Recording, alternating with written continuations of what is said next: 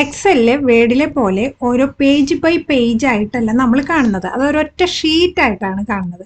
അപ്പോൾ ഇതിൽ പേജസ് എങ്ങനെ തിരിച്ചറിയാം, എവിടം വരെയാണ് പേജിന്റെ ബൗണ്ടറി എന്ന് എങ്ങനെ അറിയാം, ഇതെല്ലാമാണ് ഇന്ന് ഈ വീഡിയോയിലൂടെ ഞാൻ നിങ്ങളുമായി ഷെയർ ചെയ്യുന്നത്.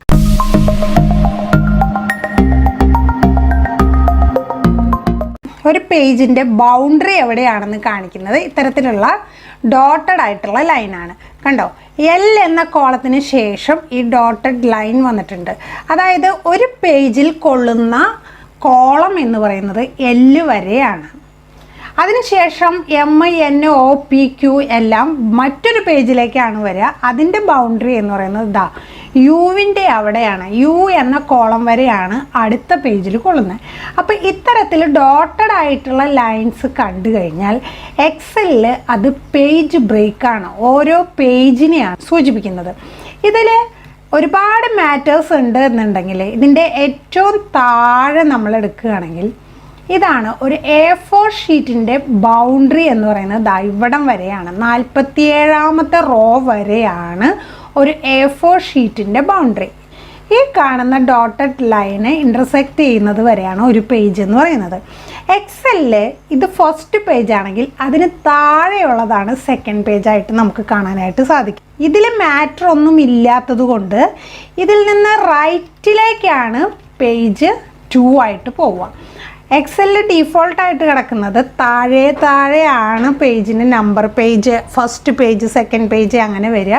അതിന് ശേഷമാണ് ഇപ്പുറത്തെ കോളത്തിൽ ഈ പേജ് ബ്രേക്കിൻ്റെ ഇപ്പുറത്തേക്ക് അതിൻ്റെ പേജ് കൗണ്ട് ചെയ്യുള്ളൂ. അതായത് ഇതിൽ നമുക്കിപ്പോൾ പ്രിൻ്റ് പ്രിവ്യൂ എടുത്തു കഴിഞ്ഞാൽ ഇതിൻ്റെ പേജ് എങ്ങനെയാണെന്ന് നോക്കാം. അതിനായിട്ട് വ്യൂ എന്ന ഓപ്ഷനിൽ ക്ലിക്ക് ചെയ്ത് കഴിഞ്ഞാൽ നിങ്ങൾക്ക് ഇവിടെ കാണാനായിട്ട് സാധിക്കും പേജ് ബ്രേക്ക് പ്രിവ്യൂ എന്നൊരു മെനു നിങ്ങൾക്ക് കാണാനായിട്ട് സാധിക്കും. ആ പേജ് ബ്രേക്ക് പ്രിവ്യൂവിൽ ക്ലിക്ക് ചെയ്യാം. ആ പേജ് ബ്രേക്ക് പ്രിവ്യൂവിൽ ക്ലിക്ക് ചെയ്യുമ്പോൾ നമുക്ക് ഈ ഡോക്യുമെൻറ്റിനെ പേജസ് ആയിട്ട് കണ്ടോ, പേജ് 1, പേജ് 2 എന്നിങ്ങനെ കാണാനായിട്ട് സാധിക്കും.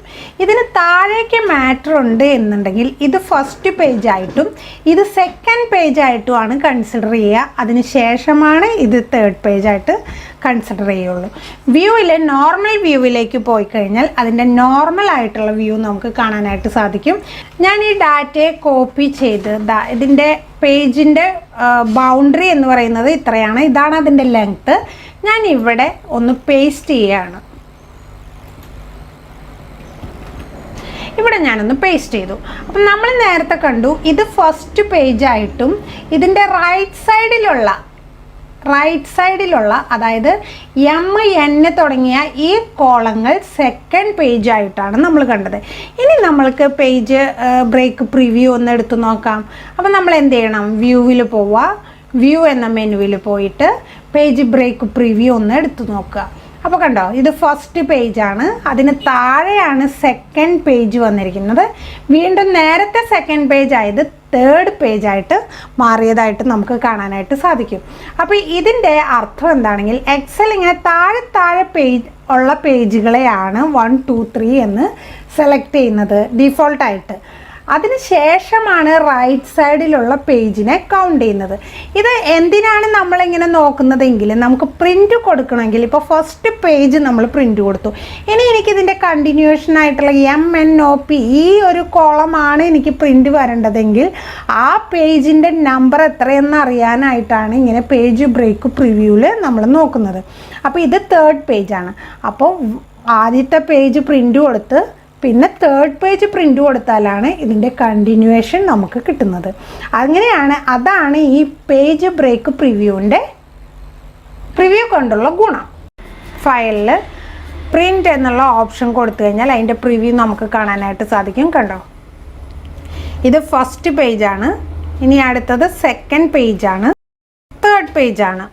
മറ്റൊരു വീഡിയോയുമായിട്ട് വീണ്ടും കാണാം. നന്ദി, നമസ്കാരം.